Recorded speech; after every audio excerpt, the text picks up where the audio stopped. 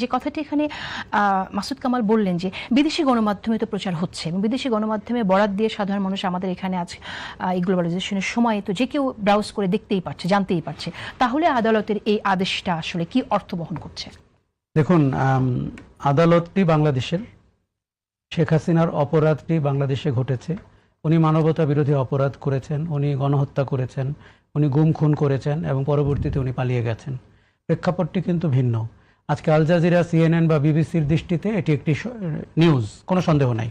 কিন্তু বাংলাদেশের দৃষ্টিতে বাংলাদেশের একজন মোস্ট ওয়ান্টেড আসামির বা মোস্ট ওয়ান্টেড অভিযুক্ত ব্যক্তির বয়ান প্রচার করতে পারবেন কি পারবেন না।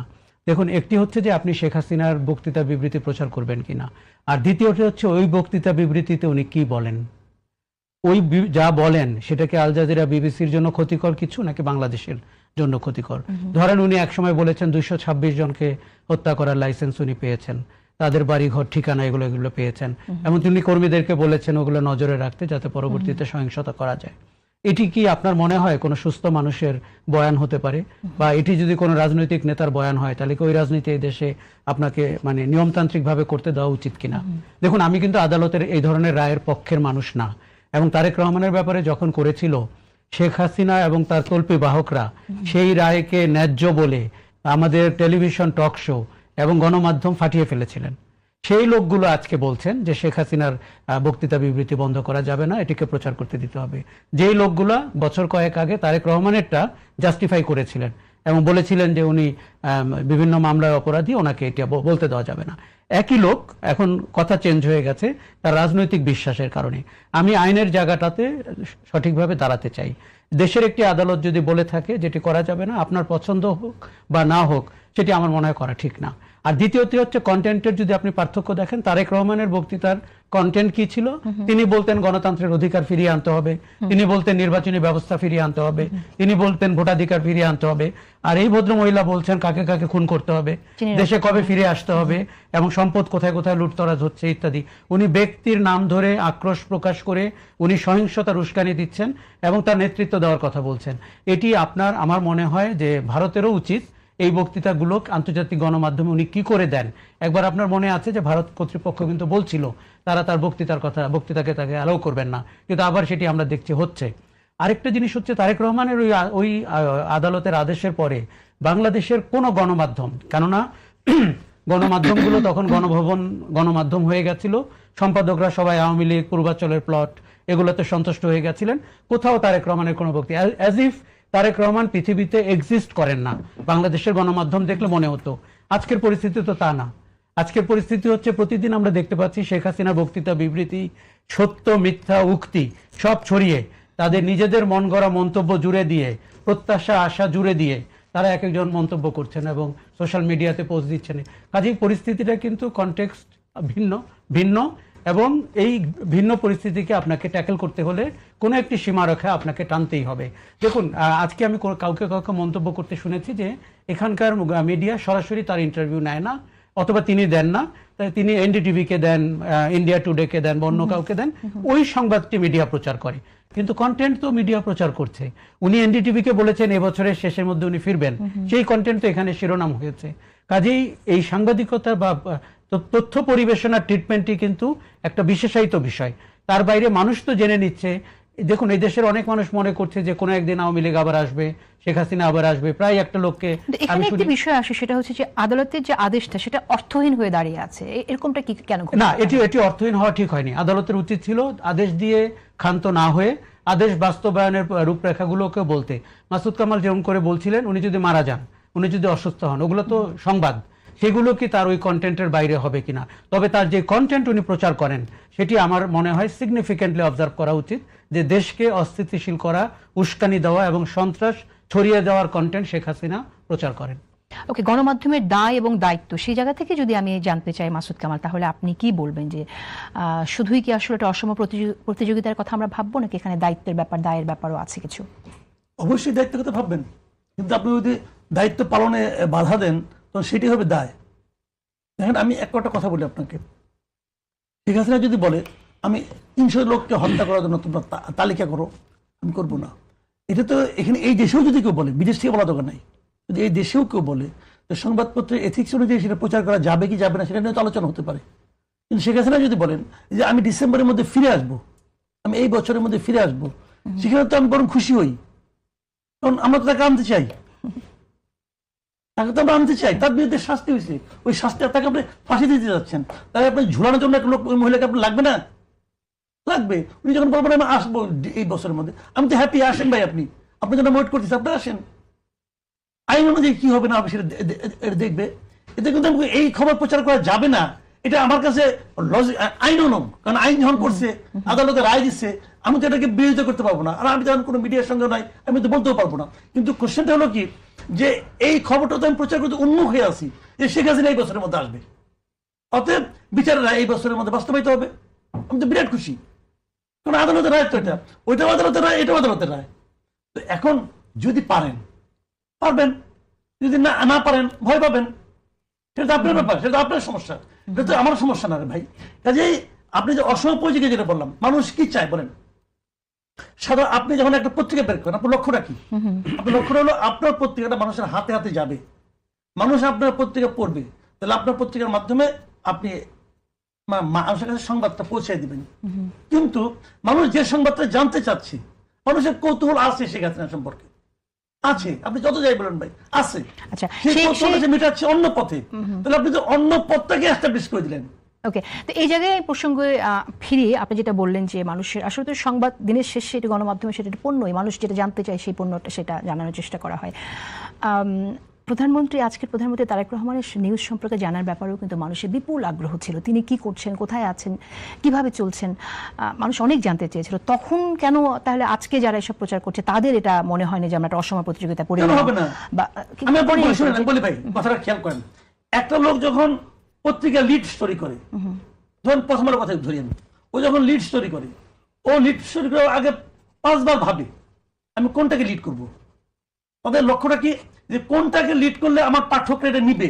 সে কিন্তু পত্রিকাটা বিক্রি করতেছে, পাঠক তার পত্রিকাটা 12 টাকা দিয়ে কিনতেছে, কিনে পড়তেছে।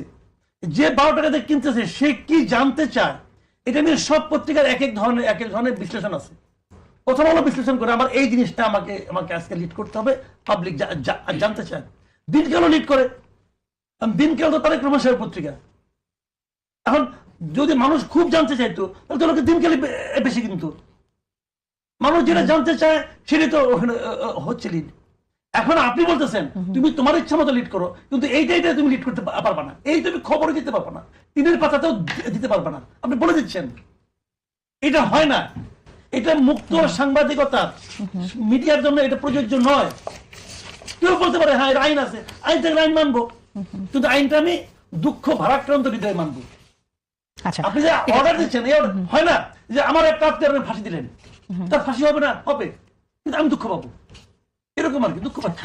আমি আশরাফ স্যার, আমি একটু আপনার কাছে আসি। আমরা খবরগুলোতে দেখতে পাই যে মানে শেখ হাসিনা যে পলাতক, তার দলটি পতিত একটি দল, এরকম কোনো কথাও কিন্তু বলা হয় না। সে অনেক নিউজে আমরা দেখছি শুধুমাত্রই তার নামটি বলা হচ্ছে, as if nothing happened, just সাবেক প্রধানমন্ত্রী বলা হচ্ছে। তো এখানে অনেকেই বলতে চাইছেন যে একটি আওয়ামী লীগকে পুনর্বাসনের জন্য কি এই ধরনের এভাবে খবরগুলো প্রচারিত হচ্ছে কিনা বা প্রকাশিত হচ্ছে কিনা, আপনি কিভাবে? আমি সম্পূর্ণভাবে মনে করি হচ্ছে, এবং আওয়ামী লীগ সমর্থক, আওয়ামী লীগ ভাবাপন্ন, আওয়ামী লীগের সময় বেনিফিশিয়ারি, এবং আগামীতে কোনোদিন যদি আওয়ামী লীগ আবার ক্ষমতায় আসে আবার বেনিফিট পাবে এমন লোকের সংখ্যা এবং এমন লোকের চেহারা খুব বেশি দ্রুত সমাজে ভেসে উঠছে। এবং তারা করছেন যে অ্যাজ ইফ 24 সালে কিছু ঘটেনি, শেখ হাসিনা 15 বছরে অবৈধভাবে শাসন করেননি, গুম খুন করেননি, গণহত্যা করেননি, আয়নাঘর ঘটেনি, এবং জুলাইতে ছাত্র হত্যা করেনি। এর কোনো আপনি দেখবেন যে কোনো সংবাদের, আমরা তিনজনই প্রায় সংবাদ নিয়ে বসবাস করি, তার একটা মানে পাদটিকা থাকে। এই পাদটিকা ছাড়া শেখ হাসিনার সংবাদ প্রচারিত হয়। পাদটিকাটি ছিল এরকম যে উনি 15 বছর 2টি খারাপ নির্বাচন করেছেন, 3টি, এবং তিনি জোর করে ক্ষমতায় ছিলেন, তিনি সমস্ত প্রতিষ্ঠান নষ্ট করে দিয়েছিলেন, বিরোধী দলকে রাজনীতি করতে দিচ্ছিলেন না, একজন নেতাকে 17 বছর নির্বাসিত জীবনযাপন। এই কনটেক্সট ছাড়া, এই পাদটিকা ছাড়া সংবাদগুলো পরিবেশন হচ্ছে। দেখে মনে হচ্ছে আর কিছুদিন গেলে মনে হবে যে উনি বিনা অপরাধে ভারত সরকারের আমন্ত্রণে দেশ থেকে বেড়াতে গিয়েছিলেন, গিয়ে আটকে পড়েছেন। আসতে পারছেন না। এখন দেশে একটা আন্দোলন তৈরি করতে হবে যাতে তাকে ফিরিয়ে আনা যায়। এখন তার হাতে যে 1400 ছাত্র হত্যার রক্ত, তার হাতে যে 27,000 পঙ্গু মানুষের পঙ্গুত্বের কারণ তিনি যে 3টি নির্বাচন গুম করেছিলেন, তিনি যে 3000 লোককে আয়নাঘরে রেখেছিলেন কিংবা কোনো রকমভাবে গুম করেছিলেন, এই কথাগুলো আমাদের সংবাদ ভাইরা, সংবাদকর্মীরা, আমার সহকর্মীরা, তারা কেউ কেউ আপনাকে এটাকে বলে সিলেক্টিভলি ঠিক করেন যে কথাগুলো তারা এখন আর বলবেন না। তারা আলোচনায় নিয়ে আসেন ইউনূস সরকার, তারা আলোচনায় নিয়ে আসেন 18 মাসে তরুণ নেতাদের দুর্নীতি। সবই হয়তো সত্যি, ইউনূস সরকারের 18 মাস তরুণ নেতাদের দুর্নীতি সব শ্বেতপত্র করে তাদেরও আইনের আওতায় আনা উচিত, এটি আমি মনে করি। কিন্তু একটি চ্যাপ্টার না পড়ে তারা পরের চ্যাপ্টারে জাম করতে চান যাতে তাদের আলোচনা করতে সুবিধা হয় যে আওয়ামী লীগকে কি করে রাজনীতি করতে দেওয়া উচিত, কেন আওয়ামী লীগকে কোটি কোটি লোক ভালোবাসে এবং শেখ হাসিনা কবে নাগাদ দেশে ফিরতে পারেন। তার মানে হচ্ছে যে আপনি দেশের মানুষকে সাংঘাতিকভাবে প্রতারণার ভেতরে নিয়ে যাচ্ছেন আপনার পেশাদারিত্ব দিয়ে। এই গণমাধ্যমের একটা বড় দায়িত্ব কিন্তু তিনি দায়টি অনুভব করেন কিনা আমরা খুব দ্রুত দেখতে পেলাম। কেননা আমার দেখা 15 বছরে সবচেয়ে ক্ষতিগ্রস্ত ইন্ডাস্ট্রির নাম কিন্তু মিডিয়া। এর চেয়ে বেশি এক্সপোজড হয়েছে 2-1 ব্যবসায়ী, কিন্তু মিডিয়া যেভাবে পদলেহন করলো একটি এস্টাবলিশমেন্টের, এটা আমাদের জীবনে কখনো ঘটে নাই, এখন ভারতেও দেখতে পাচ্ছি। কাজেই আমরা বলি যে গণমাধ্যমকে, আদালতকে এই ধরনের নির্দেশনা দিতে হয় কেন? দেখুন, আমি আদালতের নির্দেশনার পক্ষের মানুষ না। আমি মনে করি মাঠের নির্দেশনা অনেক বেশি রাজনীতির জন্য জরুরি, কিন্তু আদালতকে তখনই দিতে হয় যখন তারা মোকাবেলা করতে পারে না, তারা দেখতে পায় গণমাধ্যমে সেই পুরনো লোকগুলো ফিরে আসতে। দেখুন, এমনও তো সংবাদ হচ্ছে একটি টিভি চ্যানেলে 24 সালের জুলাইতে যারা প্রতিদিন বয়ান দিচ্ছিলেন যে এরা জঙ্গি, এরা সন্ত্রাসী, এদেরকে আইনের আওতায় আনা হোক, তারা আমরা এখানে হাতরাতে দেখি এবং কোনো প্রকৃষ্ট জ্ঞান আছে বলে মনে হয় না। তাদের লোকজনও আমরা খুব একটা দেখি না। তারা আগ্রহী কিনা বয়ানে তাতেও বুঝতে পারি না। কিন্তু ধরেন সেই কারণেই কিন্তু মানে ফিল্ডে যুদ্ধ করা জিয়াউর রহমান মুক্তিযোদ্ধা না, এটি আওয়ামী লীগ বয়ান প্রচার করে, যদিও তাদের নেতা আত্মসমর্পণ করেছিলেন বা অন্তরীণ হয়েছিলেন। কিন্তু বিএনপিকে আমরা ঠিক মুক্তিযুদ্ধের প্রতিভূ দল হিসাবে দেখতে পাই না। আবার ইতিহাসের ঘটনাক্রমে তাকে জামাতের সাথে দেখতে পেয়েছি স্বাধীনতা বিরোধী দল বলে। কাজে বিএনপির ভেতরে তাদের রাজনীতিটি কি, এই যে বাংলাদেশি জাতীয়তাবাদের রাজনীতি, তার অন্য অনুষঙ্গগুলো কি, তার কালচারাল আসপেক্টটা কি, এবং আপনি যদি এই গল্পটা না বলতে পারেন, এই ন্যারেটিভটা না বলতে পারেন, তাহলে আওয়ামী লীগ যে 24-এ এভাবে গণহত্যা করলো, এইভাবে তরুণদের জীবন কেড়ে নিল, এই বয়ানটি যদি আমি স্ট্রংলি বাংলাদেশের পক্ষের বয়ান হিসেবে দাঁড় না করানো যায়, তাহলে কোন দেখুন, মানুষ কিন্তু যেই মানুষ রাস্তায় নামে গণ অভ্যুত্থানে, সেও পটলের দাম বাড়লে হতাশ হয় এবং বলতে থাকে গণ অভ্যুত্থান সফল হলো না। কাজে আপনি শেষ পর্যন্ত গণ অভ্যুত্থানটি কাঁচামরিচের দাম কিংবা পটলের দামের সাথে তুলনীয় হয়ে ওঠে। মানুষের এটি কোনো দোষের বিষয় না, দৈনন্দিন জীবনে হতাশা থেকে ঐতিহাসিক ঘটনাকে সে দেখতে শুরু করে। কাজে আপনাকে এমন স্ট্রং কিছু করতে হবে, সেটা বিচারের ভেতর দিয়ে হোক, সংস্কারের ভেতর দিয়ে হোক, রাজনৈতিক সংস্কারের ভেতর দিয়ে হোক, যাতে মানুষ যুগের পর যুগ মনে রাখতে পারে যে এই দলটি কোনো এক সময় স্বাধীনতার জন্য লড়াই করেছিল, আবার 24-এ কিন্তু গণহত্যা করে পালিয়ে গেছে। এটি যদি আপনি ইতিহাসে অমোঘভাবে না রাখেন, তাহলে কিন্তু উইথ টাইম এটার তেজ কমে যাবে এবং সেই যে গুপ্ত মানুষগুলো বেরিয়ে আসবে। এই প্রশ্ন যেটা ছিল সেটা হচ্ছে আসলে যে আইনি প্রক্রিয়ায় যে নিষিদ্ধকরণের মধ্য দিয়ে সমাধান হয় কিনা, সেই জায়গা থেকে আমরা যতদূর জানি যে গণঅভ্যুত্থানের পর থেকে রিকনসিলিয়েশনের কথা বারবার বলা হয়েছে, ক্ষমার কথা বলা হয়েছে, কিন্তু আসলে যারা ক্ষমা নিজেরা নিতে চায় না তাদেরকে বারবার আপনি ক্ষমা করতে চেয়ে তো লাভ নেই, আপনি কাকে ক্ষমা করবেন? মাসুদ কামাল, তাহলে কি হতে যাচ্ছে, মানে কি হবে এই আওয়ামী লীগ লইয়া? তাহলে আমরা কি করিব? শুনেন, একটা কথা বলি আপনাকে, যেটা হলো কি, আমার কাছে আমার এতদিনের অভিজ্ঞতা যেটা মনে হয়, এদেশের রাজনীতিতে সবচেয়ে বড় মতলবী শব্দ হচ্ছে চেতনা। এই চেতনা বিক্রি করে দেশটাকে বিভক্ত করে ফেলানো হয়েছে। এখনো আরেক চেতনা বিক্রি করা হচ্ছে, জুলাই চেতনা, অমুক চেতনা, তুমুক চেতনা। এতদিন আওয়ামী লীগ বেশি মুক্তিযুদ্ধের চেতনা। আচ্ছা, মুক্তিযুদ্ধের চেতনার মধ্যে কি ছিল একদল করব? ছিল, ওটা তো শেখ মুজিব করছে। মুক্তিযুদ্ধের চেতনার মধ্যে কি ছিল আমি দেশের টাকা বাইরে পাচার করব? ছিল না তো। মুক্তিযুদ্ধের চেতনার সোল এজেন্ট আওয়ামী লীগের আমার সেটা হয় নাই, হয়েছে। জুলাই চেতনার মধ্যে কি ছিল যে আমি রাতারাতি মানে আপনার কোটিপতি হয়ে যাব? ছিল না তো, হয়েছে। হয়েছে না? এগুলি কেন করা হয় জানেন? এগুলি করা হয় জাতিটাকে বিভক্ত করার জন্য। যখন নাকি আপনি আপনার অপোনেন্টকে আর কিছু বলে হারাইতে পারেন না, অপোনেন্টের কর্মকাণ্ডের সমালোচনা যখন আপনার কাছে আর কোনো পয়েন্ট না থাকে, তখন আপনি চেতনাকে আমদানি করেন। একদম সিম্পল। আপনি দেখেন জিয়া রহমানের রাজনীতির মূল পয়েন্টটা কি ছিল বলেন তো আপনি? মূল পয়েন্টটা কি ছিল? যে চেতনাকে সরাই রাখা। জিয়াউর রহমানের চেয়ে আমাদের তাবৎ শাসক যারা ছিল, যারা মানে সরকার প্রধান ছিল এ পর্যন্ত, জিয়াউর রহমানের চেয়ে বড় মুক্তি উদ্ধার কেউ ছিল? ছিল ভাই না। তাবৎ আপনি সরকার প্রধানদের কথা ভাবেন, সে হলে সরাসরি সেক্টর কমান্ডার ছিল একটা মুক্তিযোদ্ধা। উনি সরকার প্রধান হয়ে উনি কি করছেন? উনি এমন এমন লোককে নিয়ে আসছেন, আনার কারণে এখন ওনার সমালোচনা করতে হবে, আপনি সমালোচনা শুরু করলেন। উনি স্বাধীনতা বিরোধীদেরকে নিয়ে আসছেন। আরে ভাই, একটা লোক স্বাধীনতা বিরোধী হয়েছে, তাকে তো স্বাধীনতার পর প্রথম সরকার এসে স্বাধীনতা বিরোধীদেরকে শাস্তি দিচ্ছে। শাস্তি যাকে যাকে দিছে, যাকে দেয় নাই তাকে দেওয়ার প্রয়োজন মনে করে নাই বলে দেয় নাই।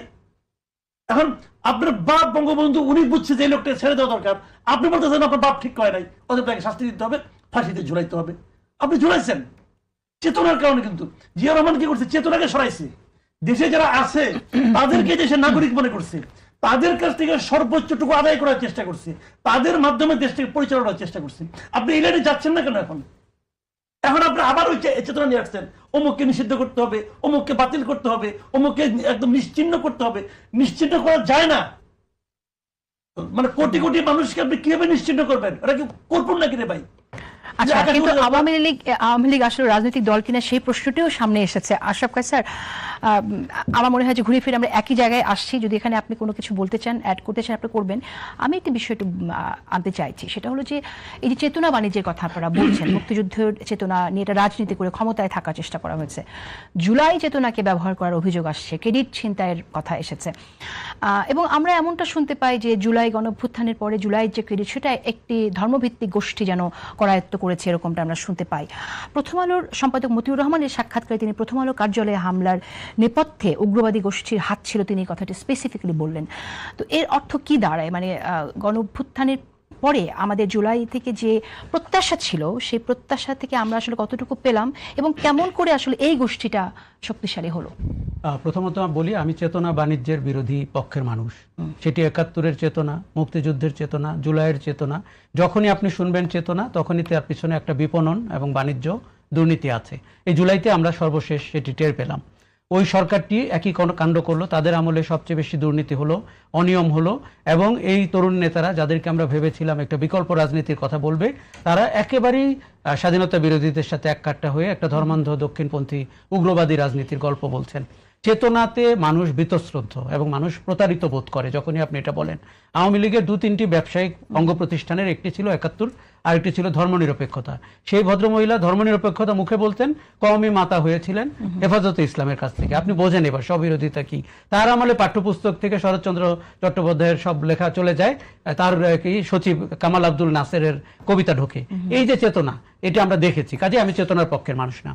আমি আপনাকে বলি, জুলাইয়ের পরে, অগাস্টের ৫-এর পরে বাংলাদেশে যা ঘটেছে, তাতে মানুষ আরেকবার প্রতারিত হয়েছে, হতাশ হয়েছে এবং প্রতিশোধ নেওয়ার স্পৃহা জেগেছে। সেটি কি? সেটি হচ্ছে রাজনীতিতে দক্ষিণপন্থীদের উত্থান, উগ্রবাদীদের উত্থান, ধর্মান্ধদের উত্থান। প্রথম আলো সম্পাদক ডয়চে ভেলেকে যে সাক্ষাৎকার দিয়েছেন, তিনি তো বলার অপেক্ষা রাখে না যে উগ্রবাদীরা আক্রমণ করেছে। সেটি আমরা দেখতে পেয়েছি ক্যামেরায়, ভিডিও ফুটেজে, সব জায়গায়। কিন্তু ওই সরকারের ভেতরে উনি কেন কোনো সহযোগিতা পেলেন না? উনি প্রায় ২-২.৫ ঘন্টা চেষ্টা করেছেন সরকার প্রধানের সাথে, আমাদের যতগুলো গোয়েন্দা সংস্থা আছে, পুলিশের সাথে, আইন উপদেষ্টাকে ফোন করে, কেউ তো এগিয়ে আসেননি। তার মানে ওই সরকারের সাথে উগ্রবাদীদের, অথবা ওই সরকারটি ছিল উগ্রবাদীদের নিয়ন্ত্রিত সরকার। আমি এখন এভাবে বলি, কেননা কিছু ইন্ডিভিজুয়ালকে আমরা দেখেছি, ইউটিউবার, তারা বলেন এই সরকারের লোকজন তাদের দ্বারা নিয়ন্ত্রিত। সরকারের কার্যক্রম দেখলে মনে হয় যেভাবে মাজার ভাঙা হলো, যেভাবে মণ্ডপ জ্বালিয়ে দেওয়া হলো, যেভাবে মুক্তিযুদ্ধের ভাস্কর্য ভাঙা হলো, এগুলো তো ৫ই অগাস্টের বা জুলাই আন্দোলনের সাথে অন্তর্ভুক্ত বিষয় না।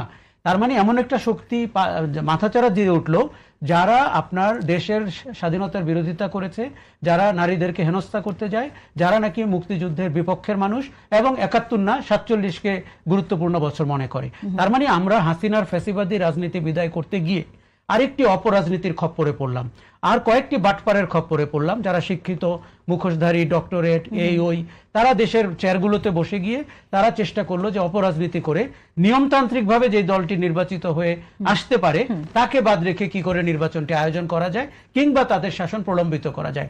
বাংলাদেশের মানুষের সৌভাগ্য যে 18 মাসের মধ্যে আমরা ওই খপ্পর থেকে বেরোতে পেরেছি। তাদের কিন্তু কোনো ইচ্ছা ছিল না এই হাত থেকে এই ক্ষমতাটি ছেড়ে দেওয়ার। কাজে আপনি যদি জিজ্ঞেস করেন যে জুলাইয়ের অভিলাষ যেটি মানুষের তৈরি হয়েছে, হয়েছিল আশা আকাঙ্ক্ষা সেটি পূরণ হয়েছে কিনা হয়নি। বিএনপি সরকারের উপরে মানুষের প্রত্যাশা আকাশচুম্বী, কেননা এই সরকারকে তারা দেখতে পাচ্ছে তারা উগ্রবাদীদের নিয়ন্ত্রণে নাই, তারা দক্ষিণপন্থীদের ছায়ায় নাই, মুক্তিযুদ্ধের একজন সেক্টর কমান্ডারের দল ক্ষমতায় এসেছে। আওয়ামী লীগের যে জামাত বিএনপি বয়ান